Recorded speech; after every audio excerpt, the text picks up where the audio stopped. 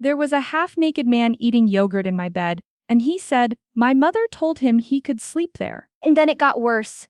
He had a key to my room. During finals week. I stood frozen in my doorway, my cat Martini hissing at my feet, while this stranger in Calvin Klein boxers spooned Greek yogurt into his mouth like he owned the place. My $2,000 Tempur-Pedic mattress. My silk sheets from Milan. My personal sanctuary that cost me $3,500 a month in downtown Seattle. You must be Madison, he said, not even looking up from his phone. Your mom said you wouldn't be back until tomorrow. From which city are you watching? Tell me in the comments. Because trust me, where I live, this kind of betrayal could start a lawsuit or a family feud. Now, let's jump into the story. My name is Madison Hartford. And until 3 hours ago, I thought my biggest problem was passing my corporate law final at UW. I'm 26, finishing my MBA while working part-time at my father's investment firm. Not because I need the money, but because I need the experience. My trust fund kicks in at 30, but I wanted to prove I could make it on my own merit first. That's why I moved out of my parents' Medina mansion and rented this luxury apartment in Capitol Hill. That's why I signed a lease. That's why I paid my own rent, even though my parents owned the entire building. Yes, you heard that right. My parents are my landlords. I thought that would make things simpler. I was wrong. The stranger in my bed was named Derek. 6'2", muscles that suggested a gym membership more expensive than most people's rent, and the audacity to offer me some of my own yogurt from my own fridge. I'm sorry, who are you exactly? I managed, Martini weaving between my legs, his fur standing on end. Derek Chen. I'm renting this room for the week. Paid cash up front. He finally looked at me, and I'll admit it, he was gorgeous. Dark eyes, perfect jawline, the kind of smile that probably got him out of speeding tickets. Your mom said you were staying at the library all week for finals. She showed me around yesterday. My blood turned to ice. Yesterday, while I was pulling an all-nighter studying securities regulation, my mother was giving tours of my bedroom to strange men.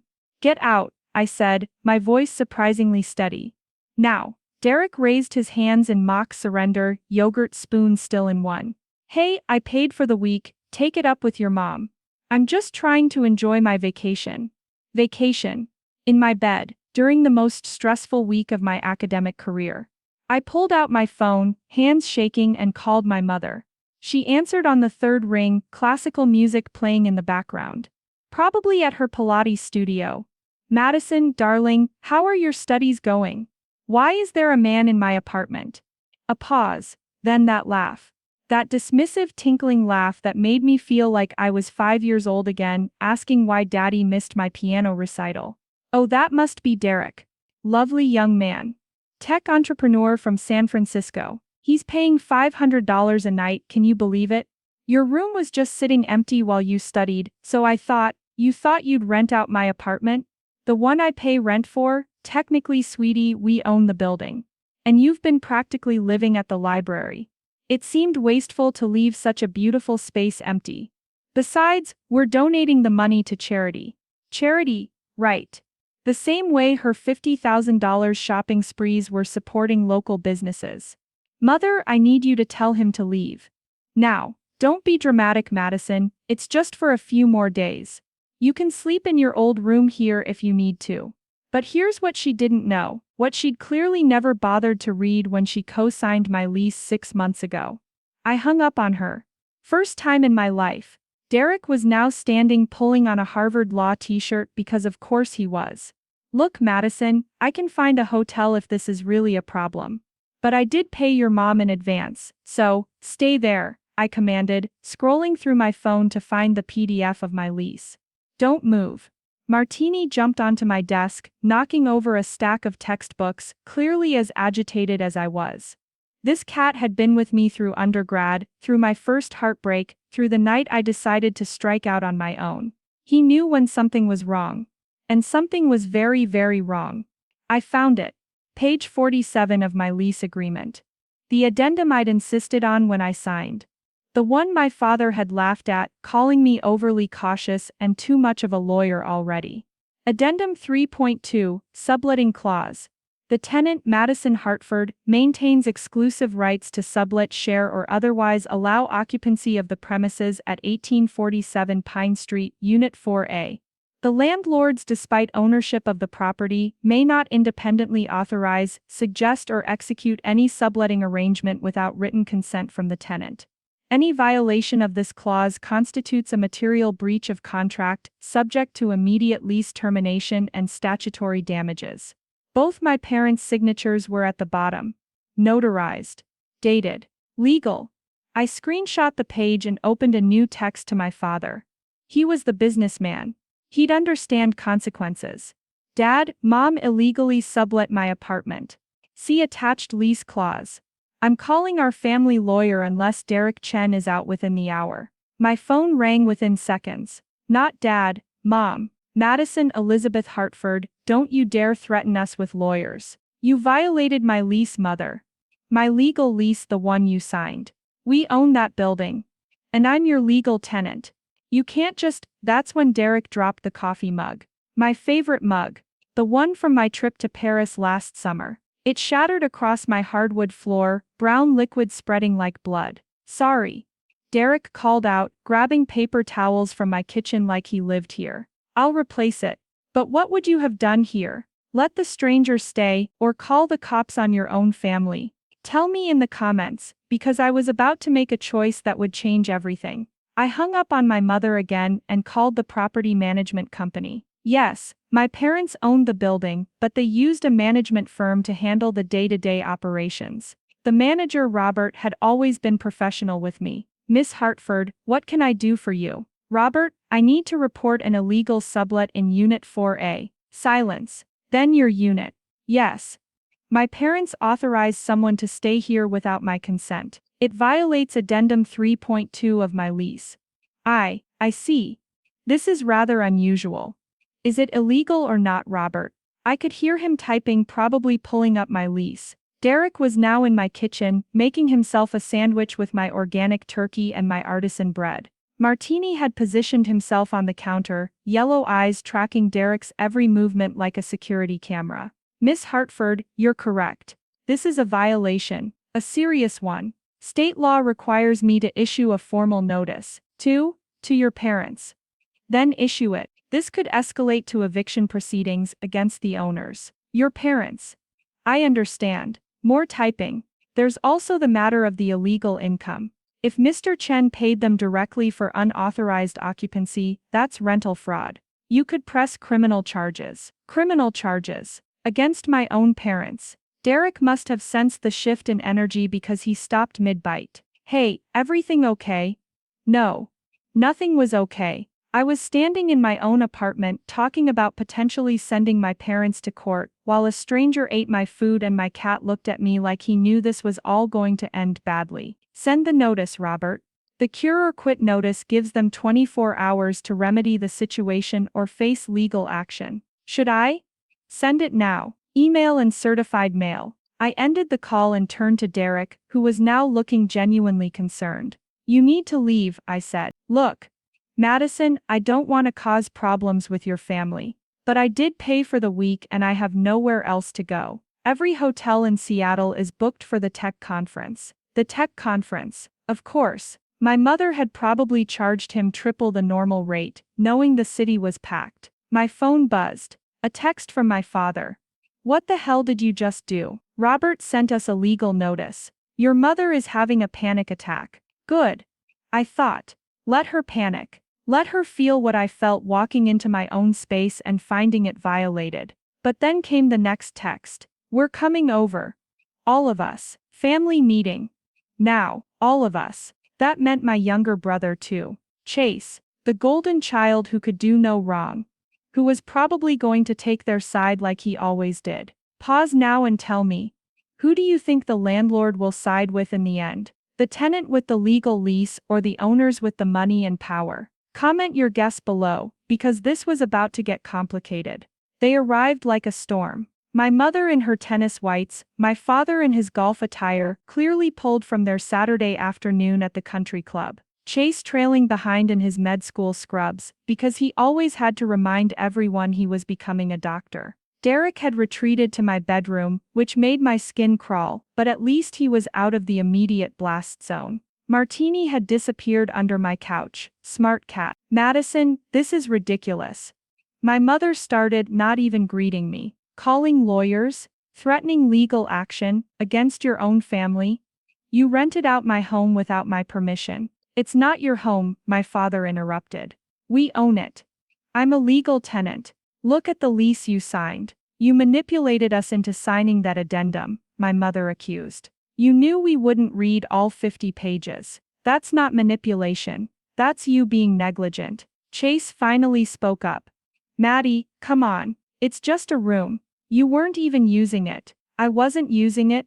I was at the library, studying for finals. I was coming back every night to sleep in my bed, except last night when I fell asleep on a library couch, and now there's a stranger in my space. He's hardly a stranger, my mother said. Derek Chen is Richard Chen's son. You know Chen Technologies, they're worth billions. And there it was, the real reason. It wasn't about the money from the rental, it was about the connection, the networking, using my space as a chess piece in their endless game of social climbing. I don't care if he's the Prince of Wales, I said. You violated my lease and my trust.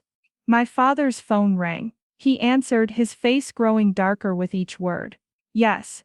I understand. No, that won't be necessary. We'll handle it. He hung up. That was our lawyer. He says Madison's right. We're in violation. If this goes to court, we lose. We could owe her damages. Significant damages. How significant? Chase asked. With rental fraud charges, 6 figures. Maybe 7 if she pushes the criminal angle. The room went silent. My mother sank onto my couch, crushing Martini's hiding spot. He bolted out with an indignant yowl. You'd really do this to us? She whispered. Sue your own parents. You really did this to me, I countered. During finals week, the most important week of my academic career, we were trying to help, she said. And for the first time she sounded almost genuine. Derek's father is on the board at Goldman Sachs. We thought if you met him, you were trying to help by putting a strange man in my bed. Derek chose that moment to emerge from my bedroom, fully dressed now, designer luggage in hand. I think I should go. No. My father said sharply. You paid for a week. You'll get a week. Not in my apartment, I said. Then where?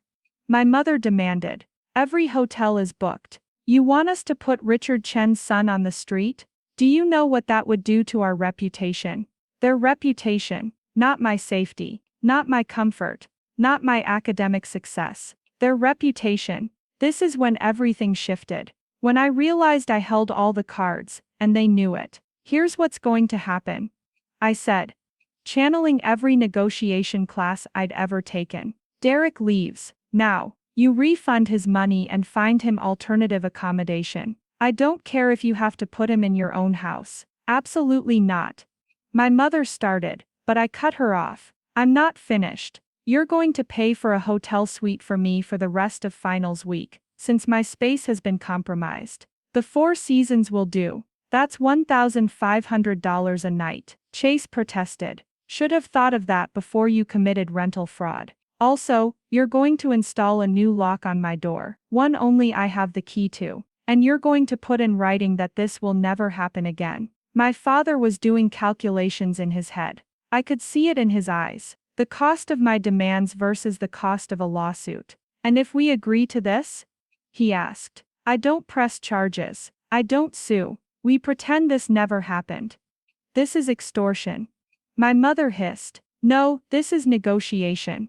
You taught me well. Derek cleared his throat. For what it's worth, Mr. and Mrs. Hartford. I'm happy to stay at your house. You have that guest wing. Right? My mother looked horrified at the thought of actually hosting the stranger she'd so easily put in my bed. The irony was delicious. My phone buzzed. An email from Robert. The official cure or quit notice had been sent. The clock was ticking. You have 1 hour to decide, I said. Or the notice stands, and we let the lawyers sort it out. What happened next shocked even me. My father stood up, straightened his polo shirt, and looked me directly in the eye. You're right. Everyone turned to stare at him. Richard. What are you saying? My mother gasped. I'm saying she's right. We violated her lease. We invaded her privacy. We disrespected her boundaries. He turned to me. Madison, I'm proud of you. You're what? You stood up for yourself. You knew your rights, and you enforced them. That's exactly what I would have done in business. He pulled out his phone.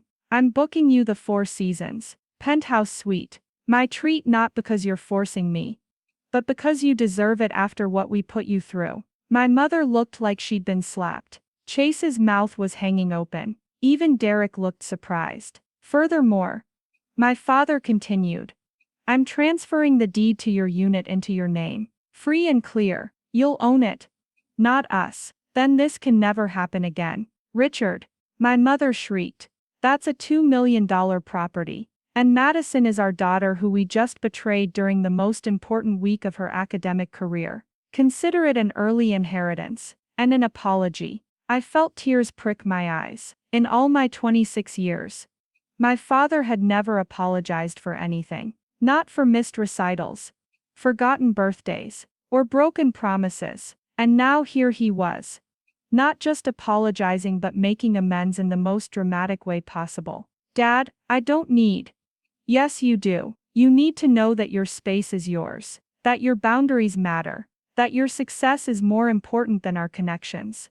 He turned to Derek. Mr. Chen, I apologize for this situation. We'll cover your hotel costs for the week, and I'll personally call your father to explain. Derek nodded, looking relieved. I appreciate that, sir. And Madison, I'm really sorry about all this. I had no idea. As Derek left, my mother stood frozen, processing the fact that her scheme had just cost them a $2 million property. Chase looked between our parents, clearly trying to figure out if his inheritance just got smaller. But then my father said something that changed everything again. There's something else you should know. Madison, the reason your mother was so desperate to make this connection with the Chens. My mother's face went white. Richard, don't. She needs to know, Patricia. He turned to me. We're in trouble. Financial trouble. The kind that selling your apartment to the Chens might have solved. The room spun. My wealthy parents, with their country club memberships and charity galas and multiple properties, broke. How was all I managed? Bad investments, a lawsuit we lost last year, some unfortunate trust fund provisions that came due. My father sat heavily on my couch, suddenly looking all of his 58 years. We've been keeping up appearances, but we're hemorrhaging money. We have maybe 6 months before we have to start selling assets. The building, I whispered. You were going to sell the building, with a Chen family member as a happy tenant. We could have gotten 30% above market value, my mother admitted, sinking down beside my father. They've been looking for Seattle properties. So you weren't just violating my space. You were using me as bait for a business deal? We were desperate, my mother said. And for the first time in my life, she looked fragile, human. The thought of losing everything, of everyone knowing, your reputation. I said flatly, no.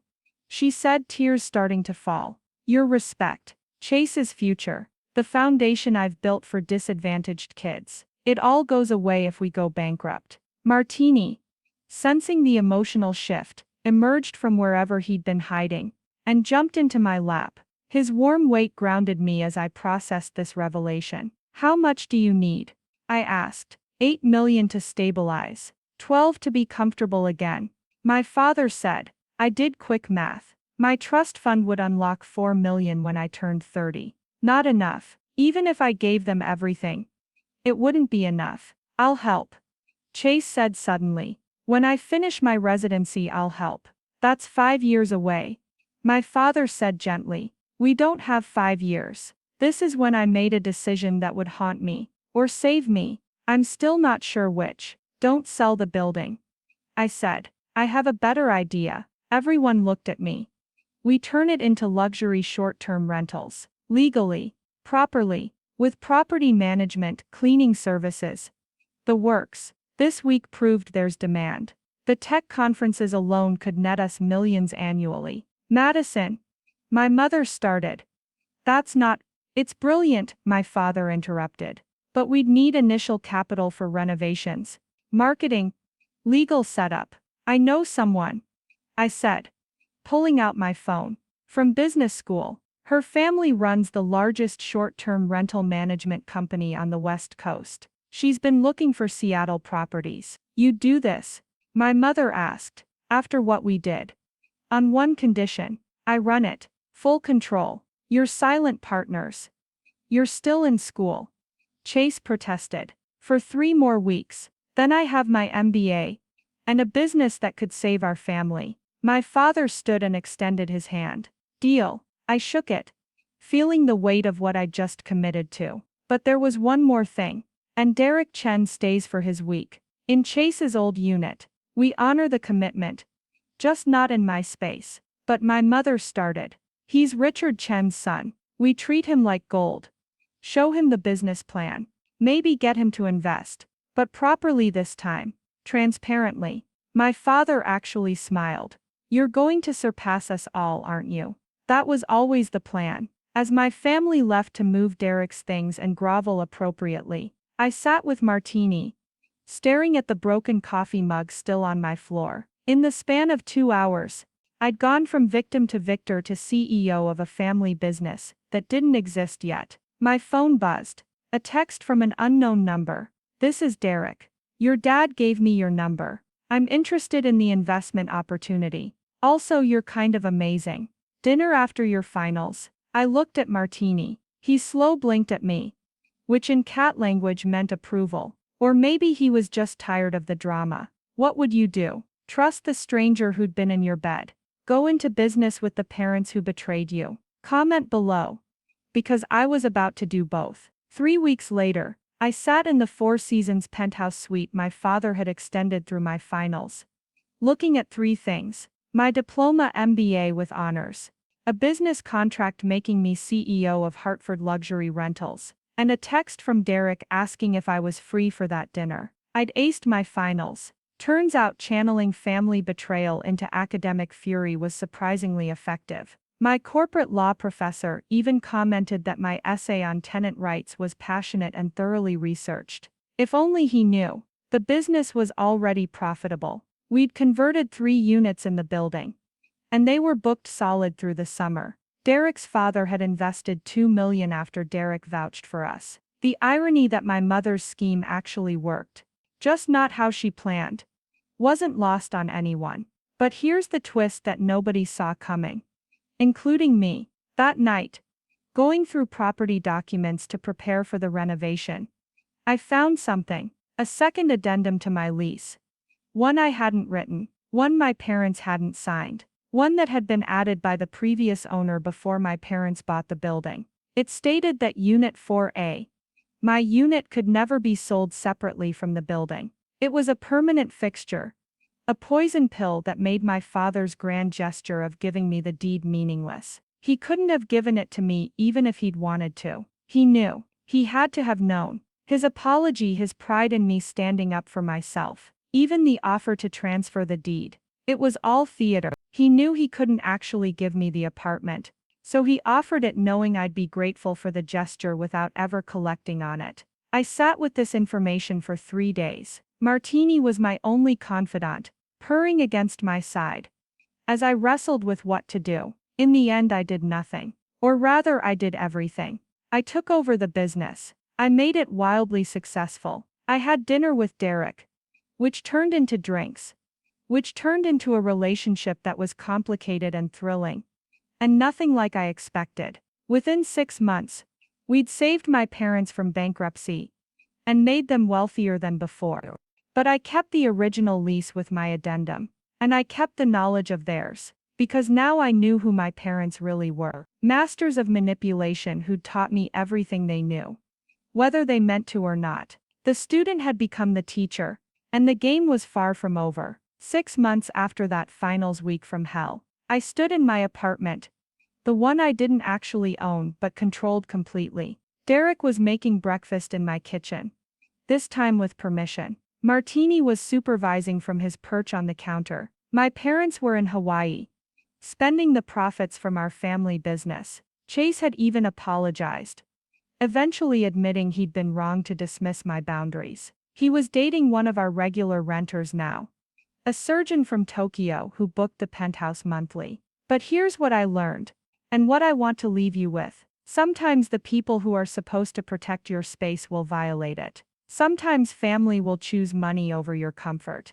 Sometimes you'll have to fight for boundaries that should be respected automatically. But also, sometimes standing up for yourself creates opportunities you never expected. Sometimes betrayal teaches you exactly how strong you are. Sometimes a stranger in your bed becomes a partner in your life. And sometimes, just sometimes, you realize that the best revenge isn't destruction, it's success. It's taking the game they taught you and playing it better than they ever could. My parents still don't know that I know about the deed restriction. It's my insurance policy, my ace in the hole. They think they're master manipulators who raised a daughter smart enough to save them, but not smart enough to see through them.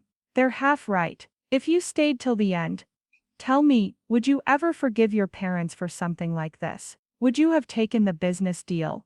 Or walked away entirely? Because every day, I wake up in the apartment I don't own, next to the man who started as an intruder, running a business built on betrayal. And I wonder if I made the right choice. But then Martini jumps on the bed. Derek makes me coffee in a new mug he bought to replace the broken one. And my bank account shows another six-figure month. And I think maybe there is no right choice. Maybe there's just the choice you can live with. And I can live with this. Even if some nights, I triple-check the locks and remember what it felt like to find a stranger in my bed. Uninvited and unexpected. Eating yogurt like he owned the place. Because in a way maybe we're all just strangers in spaces we think we control. One broken lease away from realizing that ownership is an illusion. And the only thing we really possess is our ability to adapt, survive, and thrive. Even during finals week. Even when our parents fail us. Even when home isn't safe anymore. We find a way. We always find a way.